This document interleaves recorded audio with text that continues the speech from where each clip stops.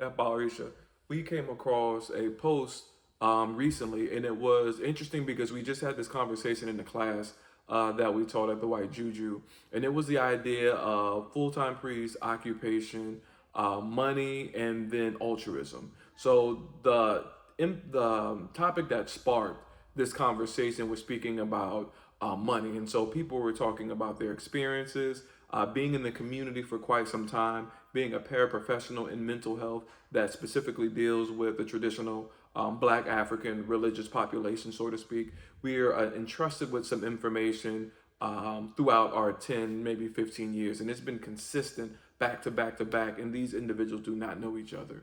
So there has to be some validity to these statements. So when someone was talking about, their experiences, and like for an example, there's a certain amount of people that need to be present during an Obatala initiation and Obatala Idoshu, and that number was not there. There were people who weren't initiated into the deity, but they just received the icon, and just a slew of things that went wrong from there. So they circled back into the money, and or even individuals had made arrangements. They traveled, they planned in advance to do an initiation to Obatala, and up until the last minute, some person will say, oh well, you need to go ahead and do Ifa, and the woman was saying like, no, I didn't come in for that. That's not what I paid for. You can't force me into this cult that I'm not related to.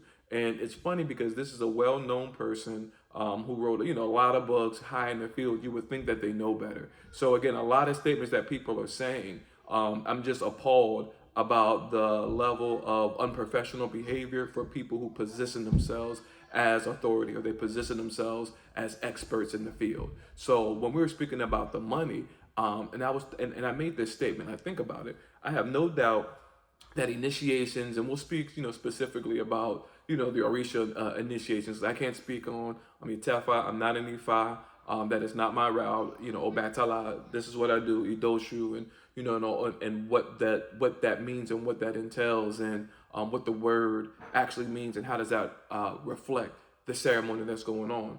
So if you think about it, initiations happen, Idoshus happen every day on the African continent. I have no doubt about that.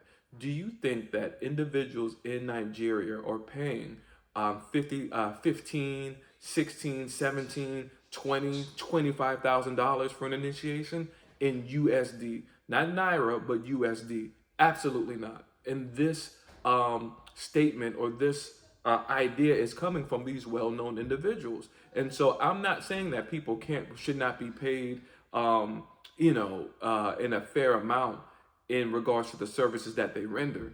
But it's the idea that this price gouging is very exploitive upon people, and it makes you wonder is that they're selling it like a business, not necessarily using it as a vocation or a spiritual tool, or a spiritual obligation or vocation.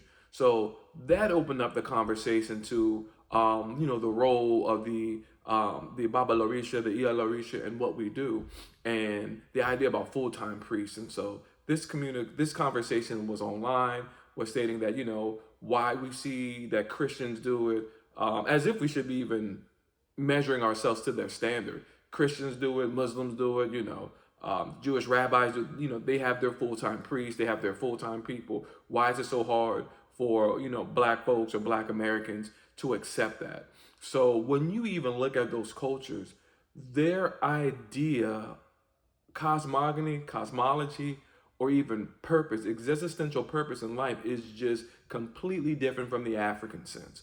We don't share anything consistent with them. And if your Orisa practice in any way mirrors Christianity, Islam, or Judaism, you kind of miss the boat. We miss the purpose with that. There should be nothing that's consistent between those two. Now, yes, nature-based religions should have a consistent theme, because each culture is looking at forces of nature through their geographic location, through their culturally specific lens. So yes, there'll be different names, different praise names, different things that you would feed it, different icons that you would use that's specific to your geographic location, that's not profaning the environment. For an example, you may be able to use African land snails in West Africa, but if you bring that over here to America, to Florida, it's an invasive species. It's going to tear up the ecosystem. religion is not meant to be globalized. So there's a lot of people who treat this like a fan club and will be quick to say this not isheshe, this not this is not that, you're not doing it right. Now there are right or wrong things to do things, but there are culturally specific things that you can do because our climate, our environment is not the same as West Africa. We don't need to be, a scholar, A+ student in geography to get to that sentiment. But this idea that we could make a full-time living and this is all that we do by serving the Orisha, it just doesn't make sense to me. Now, a lot of folks can say, hey, you're a hotepper and you're just, hotepping it and we're not for synchronism. Hey, man, say what you want to say. But if you look at our courses, you look at our material, we thoroughly understand cosmology and cosmogony more so than the people who promote themselves. And there's a lot of things that they say that does not stand the test of time, or they have to go back and revise it, right? What we say, what we speak hasn't changed because the practice or the idea or the phenomenology or the philosophy is old as 100,000 years. It hasn't changed from our ancestors from Knesset and Kemet. It has not changed, right? Our new contemporary cultures are just seeing things from their geographic specific lens. So let's talk about this. So the idea that this is all one does or reflecting Christianity and Islam is not consistent with the complex of the Orienu. And the Orienu complex is the same as the Accra, the Akrawa, and Akan, the same as the Selido, the same as the Ka and the Kayet, in Kemet, so forth. So we know that particular entities will come and possess our consciousness and possess our mind, possess our lives. And so we're supposed to be reflecting something. So if we are reflecting something, we know that this energy and this consciousness possesses a particular occupational field. So we would wonder why, why does the Navy wear white when they're, going over the ocean, because they're culturally appropriating what folks used to do for Olokun. Or we would have, the blacksmiths, that are in the guild. You would have people that are teachers. You would have people that are healers. They have people that are doctors. And if you know that a particular deity governs a particular field, such as, quote unquote, the original psychology or the original therapy, why would you not be in that field that your deity possessed? So one of my biggest role models would be Ahimhotep. And so not only was Ahimhotep a masterful physician, several contributions to the medical society is what he made. And of course, the Greeks came and culturally appropriated some of our stuff and say that they're the founders of medicine. Administrative roles to the Parah, but then also was a high priest of Ra. And to me, if you look at the concrete and objective contributions that the priest, the Himneter or the Himnetertu, in Kemet, in Knesset, Nubia, Sudan, the contributions that they made stand the test of time. The literature, you would see the shrines, the things that they were able to sustain in their environment, in their community, right? There was no foreign force, there wasn't under colonial rule. I mean, and they had, warfare and stuff like that, but they were an autonomous nation state that stood the test of time for thousands of years.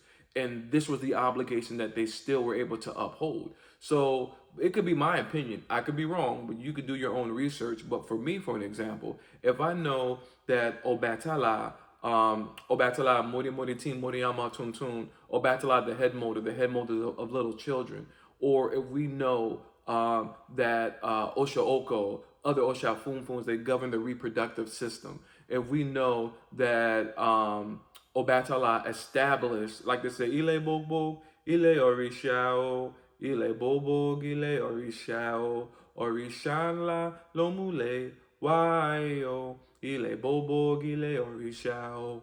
So if Obatala is bringing a foundation or bringing land from the spirit world to the material world, think esoterically what that means. That he's bringing order. He's establishing order on earth. So if my deity is sanctioned by Eledumare Shumare or Olodumare no Shumare to bring forth order, why would I not be into a field of education?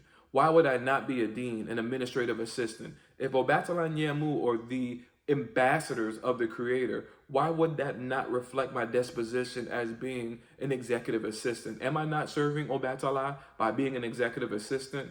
because he is the executive assistant to the creator? Will I not be serving Obatala as a sex therapist, knowing that Obatala, Yemu, Oshaoko, they govern the reproductive system? The same with Amen Min, Aset, and Asar. Would I not be serving my deity in that manner? If Obatala, again, the head molder, if he's able to cool down the environment, if Yemu is able to cool down the environment, would I not be a therapist, a psychologist, someone who can mediate disputes between two individuals? So, brothers and sisters, now, like I said, folks are quick to say you're a hotepper and we don't do synchronism, but clearly people don't understand cosmology, and I'm telling you, majority of the people do not understand what the Ori and Nu is and what it actually does and what it's sanctioned to do. I can say that's clear as day. And reason why that's clear is the idea of multiple Orisha, that people can just initiate into several different Orisha. And people will say that, but I'll die on that hill and tell you that that is philosophically inconsistent. And if you knew the definition of Idoshu, what happens, what really occurs there, you know that that statement is false. And you know that people are using this as a means to just make money and just to sell things to people, or some people are genuinely led in the wrong direction. So we know there's a duality to everything in existence: hot, cold, up, down, left, right, northwest, electric, magnetic, so forth and so on. There's always a dual nature. So what Obatala told me, and you can sit with your Orienu and sit with your deity as well, is that there are ways that you have that you ritualistically serve your deity, right? And if that's, teaching people how to feed, if you're divining for them, if you are, cleansing, or you're doing, doing Ogun for people, I understand that. There's a way that you directly and you indirectly serve your deity. So just as I will be serving Obatala, if someone needs their Diligun divination, if they need their Obatala being fed, hey, okay, let's do it. You need your icons washed, hey, let's do it. But that's not the only way that I serve Obatala. I'm not using, and if they want to pay me, they can. Sister came on down there, I didn't need any money. This is not I'm not doing this for money. I'm not saying you people have to do this for free. If this is your means for your livelihood, so be it. We sell classes, we teach, this is my time. And you're trading your time, you're trading their efforts, for money. And if people are providing a service, they should be able to be paid for it. I don't have a problem with that. But me personally thinking that this is the only thing that the next generation of healers should be doing, I greatly disagree with that. So it's just as I would serve Obatala through washing the airing, through, washing the icons, through, feeding Obatala, through, doing divination. I also serve Obatala as a teacher. So I can teach, I can do my own research to continue to push this culture of the Oshafunfun to the next generation and recover the things that have been lost. I also serve Obatala as a therapist. I also serve Obatala working in the field of higher education for the past 15, 16 years. I also serve Obatala as, uncovering African sexual wellness and African sexology. So this is not the only way that I serve my deity. And it's a lifelong commitment to how you develop a relationship with yours and how do you serve yours. So I challenge y'all to do the same. And also with Orumila as well. Now we know Orumila's most ancient expression was as Tahuti. And we know from Fa to Font and how Font came into Fa. We got Afa, we got Ifa. It's empirical. We know that that's his oldest expression, and it's nothing else to be said about that. The information is there. You can do your own research. But when we look at Tahuti's ancient expression, they were very much into the arts. I mean, very much into the sciences, to chemistry, to physics, astronomy. Those deep sciences were possessed by this priesthood. Because if you think about it, when we're divining, we're trying to find order between two separate entities so that balance and harmony can be maintained. So they're calculating, they're finding out what things need to happen so order can be maintained in reality. Would that not be reflective of a scientist? So if we're all just sitting in shrines or sitting on mats all day, who's doing the intellectual thinking for our community? We're just gonna let these white scientists or these quote unquote scientists with their heavily skewed quote unquote empiricism dictate to what means something to us?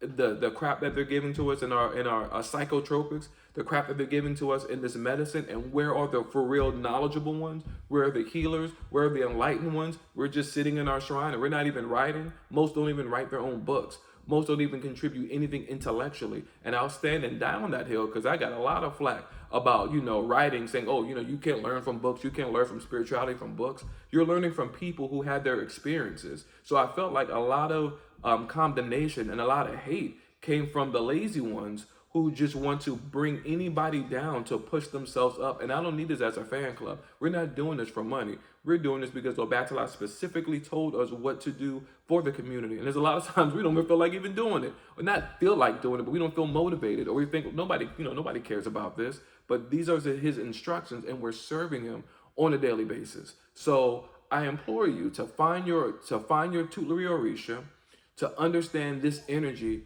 to see how this energy possesses a specific occupational field, and your life should be reflecting that entity. So when I see someone who is a surgeon, I see Ogun. When I see someone who's cutting hair, I can see Ogun. When I see someone who is starting a police force, I see Ogun. When I see somebody who's, doing metal work, like I see Ogun. Like this is, and if you would imagine what Ogun would do, like you're seeing his child in reality. And you see, when you see me, you see Obatala, right? If you can imagine Obatala being this mental healer, you can imagine him being this therapist, this priest, this teacher, this ritualist, right? It's not just one function. So do what you will with that information. But I really do believe that, for us to be the new custodians of this culture, that we have to bring it to back to center and take it a whole lot further as, we're being left the baton from the previous generation. Like I said, I'll end as we began with I am Atep, administrator to the Per-Ah, a physician, and the high priest of Ra. And look at the just beautiful, monumental things that they were able to establish in their lifetime. And to me, I would not feel content knowing that I did not give my all into doing the absolute best in that small vibration that Obatala governs,